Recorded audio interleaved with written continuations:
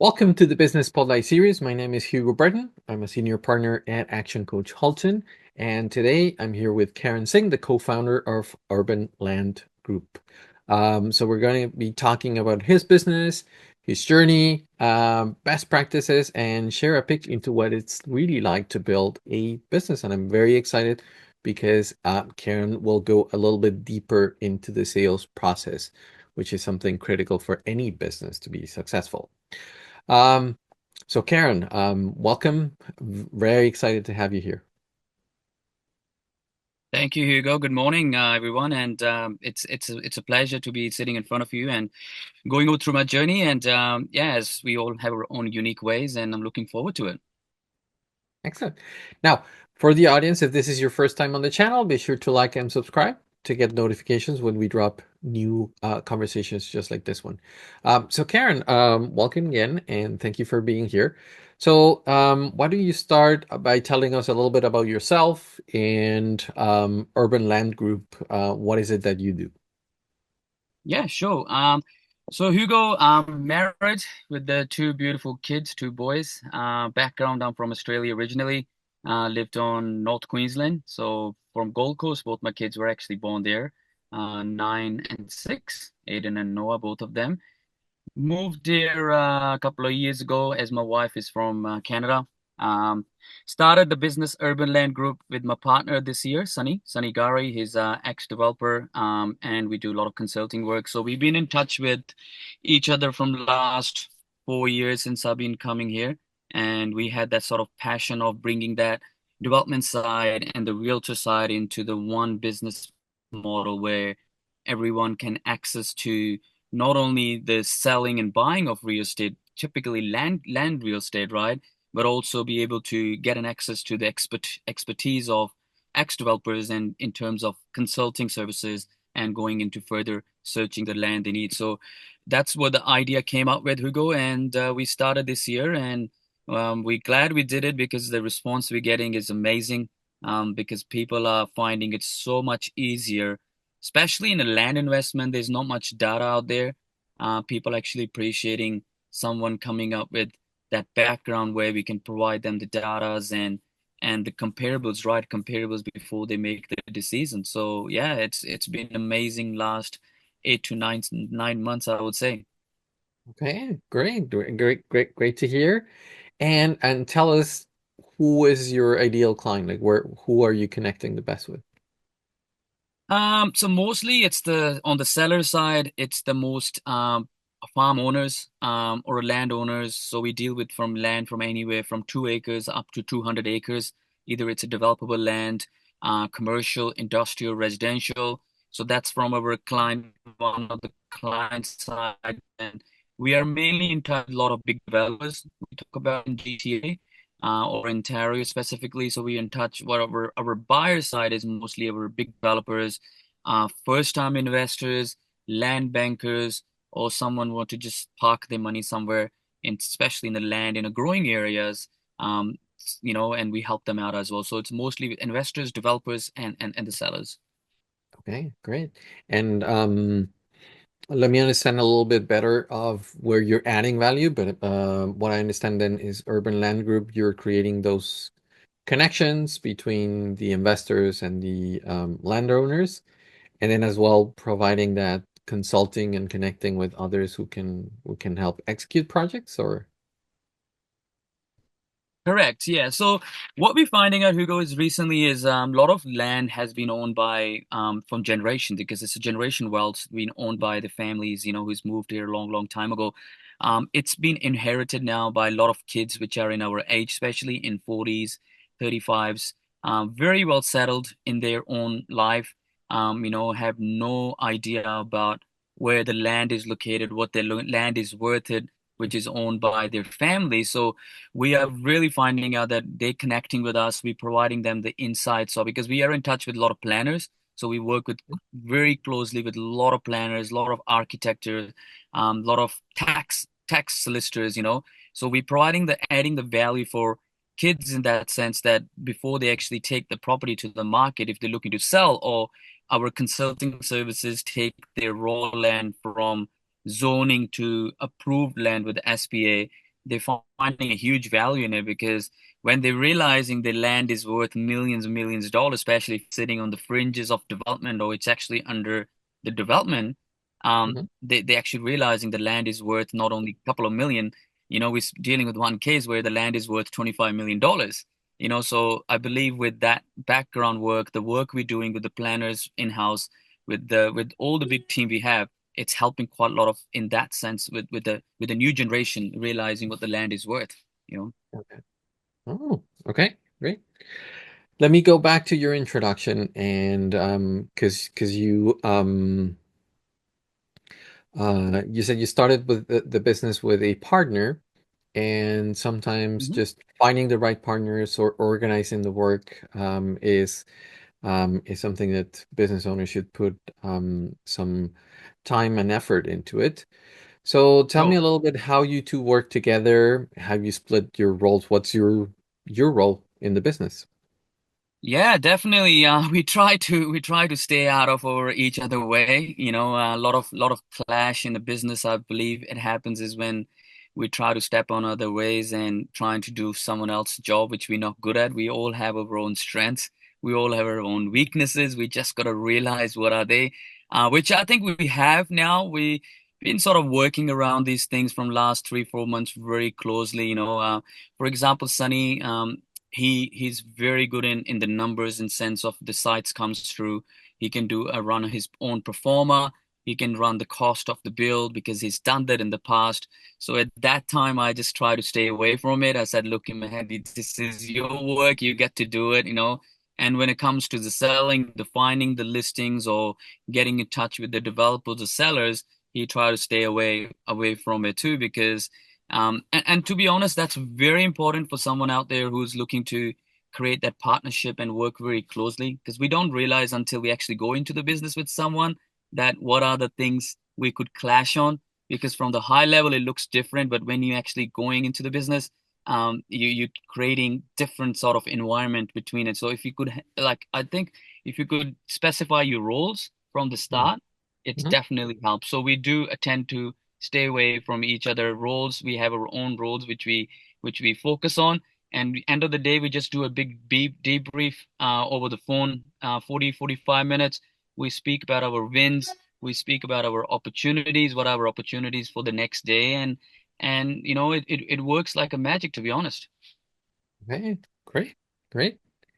Now, tell me a little bit about marketing, like how and I guess you're acting as both attracting the landowners or connecting with them as well as the buyers. So Mhm. which strategies are you using to generate leads and to grow the business? Yeah, so I mean, we do a lot of organic work. We tend to not rely on a lot of because with the land comparables, there's not much data out there, unfortunately. There's a lot of data for residential, for commercial listings, for warehousing and all that. But with the raw land, for the development land, there's not much data out there. So we usually study the secondary plan. We usually sit down and study where areas are growing and where the developers are developing in the future, or where they hold the lands, which a section of GTA. And then we sort of mark the properties which has been sitting there, hasn't been sold, owned by private owners or owned by someone who owned it for 20, 25 plus years.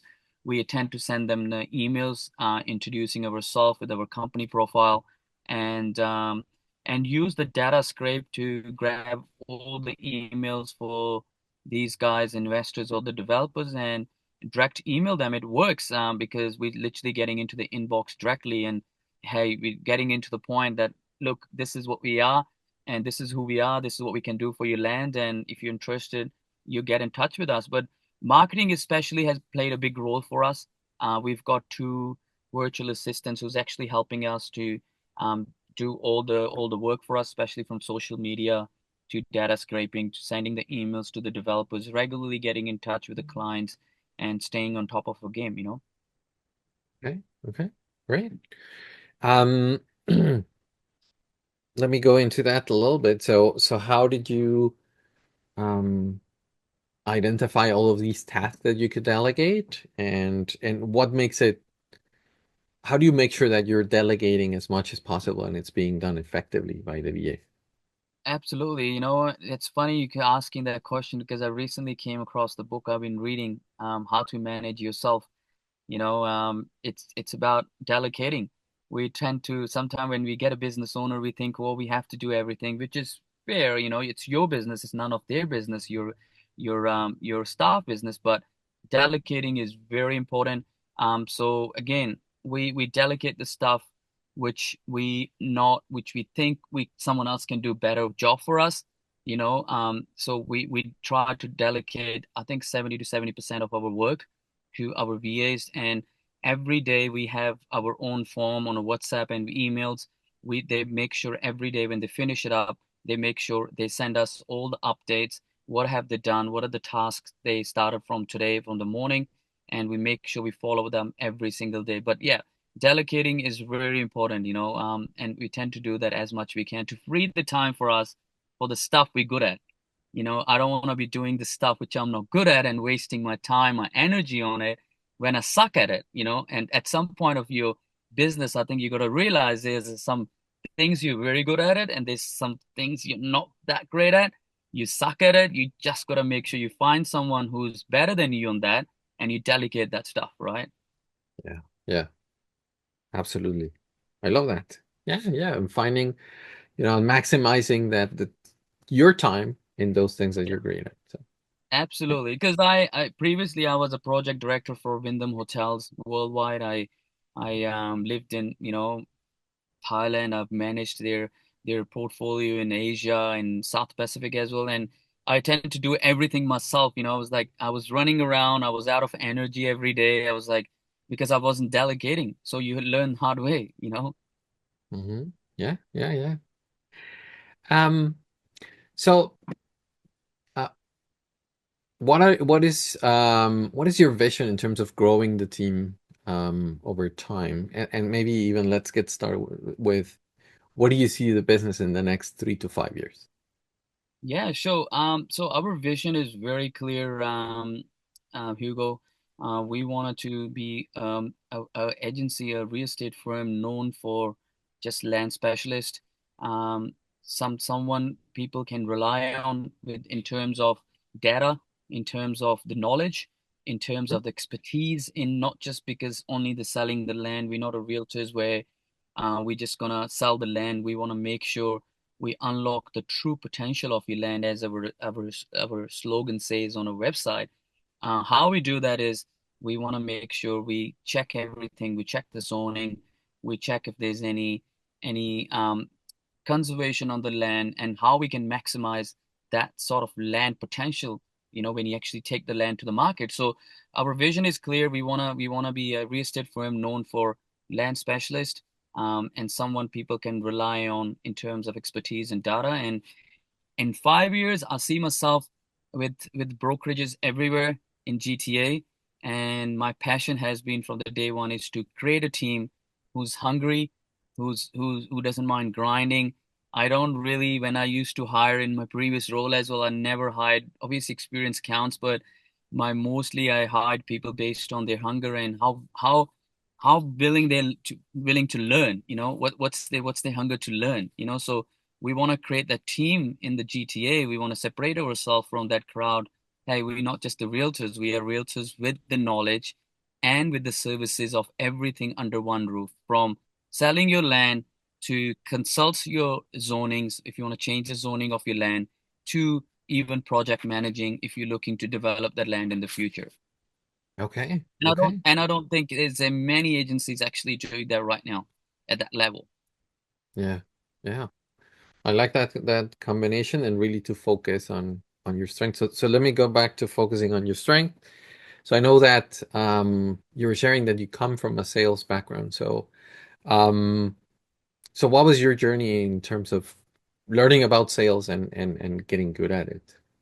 Yeah, I remember still like when I started dating my wife back in uni days, and I was working as a security guard back then, right? Because I was studying myself and doing the night shifts. And I met my mentor, probably one of my best friends now.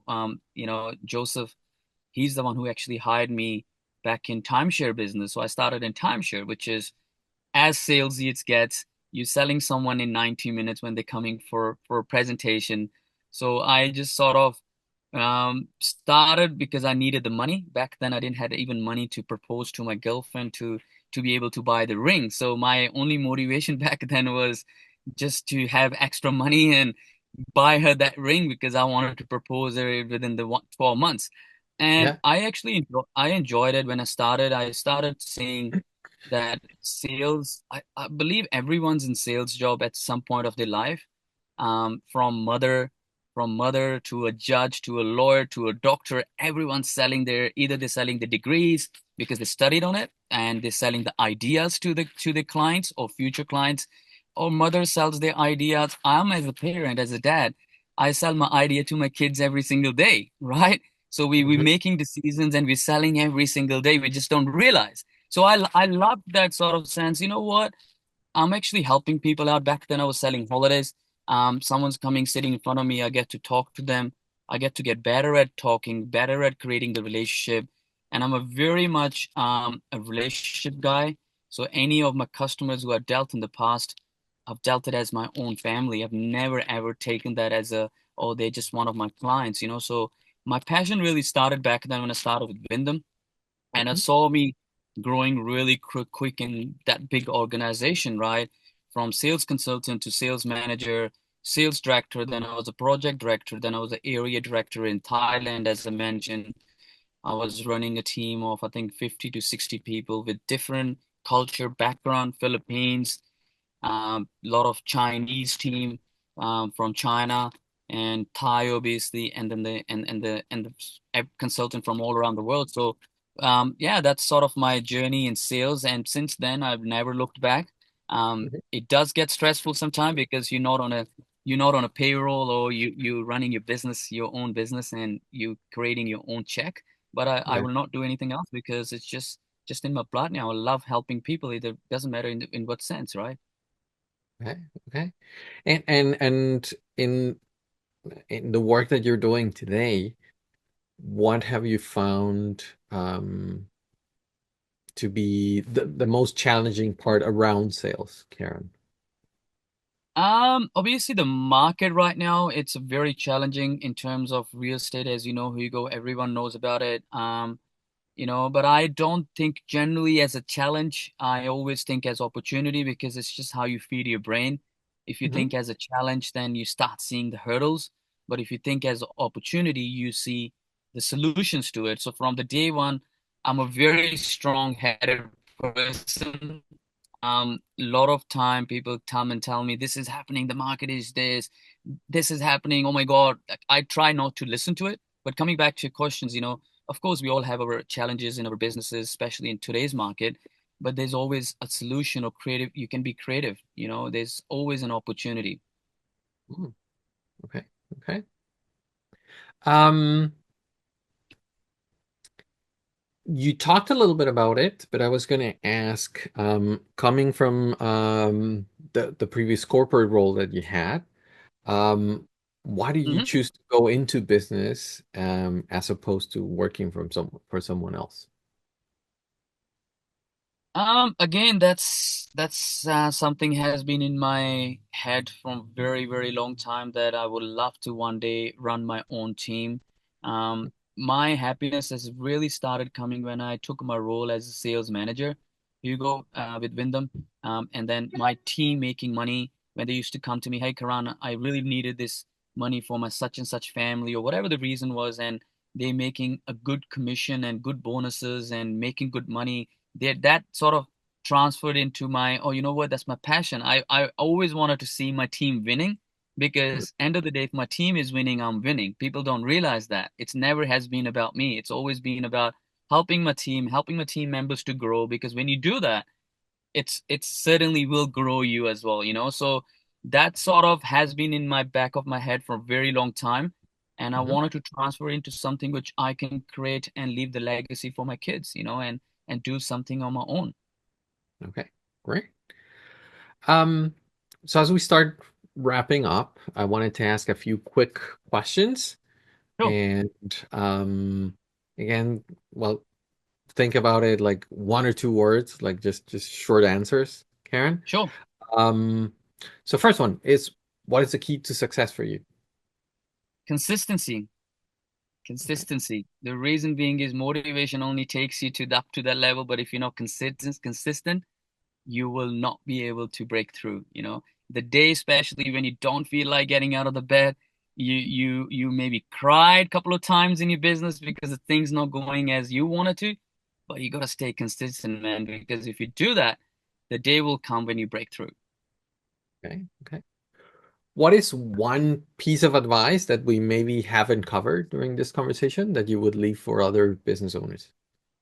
Um, Look, I think you get tested the most when it's time to elevate in your life.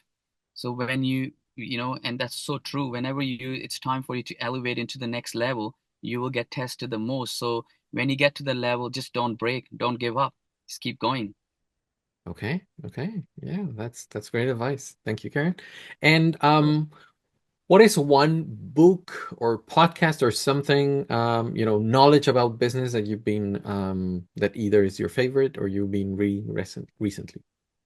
Yeah, I love reading books. I finish a book a week. I try to finish a book a week. So the recent one I just finished reading, I would love every business owner to read it. If I could, like, wish for it. It's called What Great Brands Do. It's by Okay. Denise Leon. She just explains brilliantly why the companies which are around the world, like for example, Southwest Airline, Apple, and all these guys are doing consistently well every single year. What it takes you to be at that level and not get any competitors to beat you. Why they're so successful year in year out. So if you get a chance, please read it. It's called What Great Brands Do by Okay. Denise Leon. Yeah. Right. And if you had to choose one area of the business that you could immediately improve tomorrow, what would that be? Sales, of course, the sales has more sales. But to be honest, if one area magically is just hiring a good team, being around with the positive, like-minded people. Mm, okay. Yeah. Yeah. Pretty critical for scaling, and it goes back to your goal and what got you started with the business. So, That's okay. correct. Yeah. So as we share this, we'll share it with your website and social media and contact information. But I Sure. just wanted to ask, is there anything that you would like the audience to learn about the business in the coming months, or what's the best way to engage with Urban Land Group? Yeah, if you know someone or if you have someone in your mind looking for investing money in land, because I want to make a platform where a lot of people think investing in a land or you need a lot of big money. Yes, you do, but there's other ways you can be creative and reinvest in the land because land is one thing they're not making any more of it, and we will definitely require that to be up to date with the housing what's with the population we have, growing population. So watch out for our obviously podcast. We're going to be starting our very own podcast soon, getting the knowledge, getting our planners, getting our architect into those podcasts, and giving really raw knowledge to investors, to the audience. So if you need any help from our side in terms of investing in the land, know someone who owns the land, would like any help, or even just a simple advice, pick up a phone, please. Call us. We take a phone call all throughout the day. Doesn't matter Saturday, Sunday, and we'll love to have a chat. Okay. Excellent. Thanks for sharing, Karen, and for being here and sharing your advice with other business owners. So, Pleasure is all mine, my friend. Thank you for so much for having me. excellent. Take care. Have a great day. You too, Hugo. Thank you. Bye bye.